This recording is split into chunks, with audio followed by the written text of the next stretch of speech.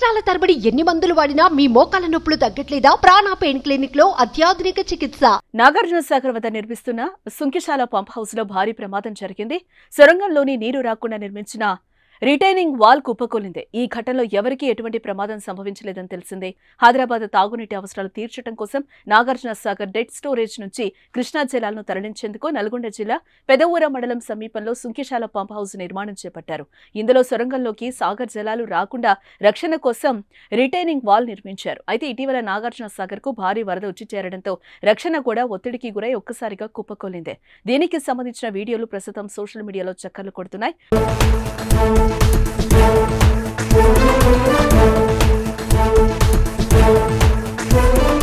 Pump house నిర్మాణంలో shift కు 100 మందికి పైగా 3 షిఫ్టుల్లో కార్మికులు పనిచేస్తూ ఉంటారు.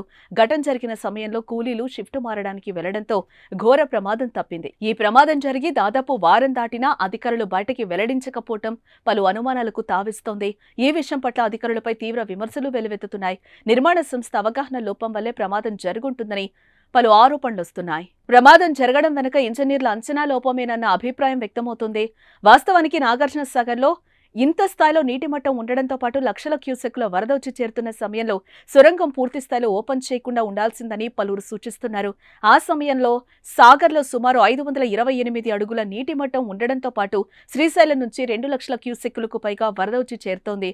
ఈ సమయంలో దాదాపు 462 నుంచి 580 అడుగుల స్థాయిలో ఉండే సొరంగంలో గేట్ అమర్చి పూర్తి స్థాయిలో ఓపెన్ చేయడం వల్లనే జలాల ఒత్తిడికి అవి తాళలేకపోయినట్లుగా తెలుస్తోంది.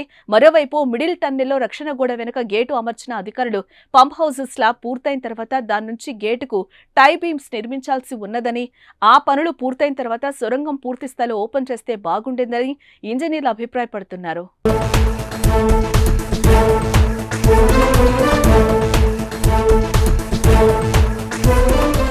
సుమన్ టీవీలో మీ పర్సనల్ అండ్ బిజినెస్ ప్రమోషన్స్ కోసం కింది నెంబర్కి కాంటాక్ట్ చేయండి.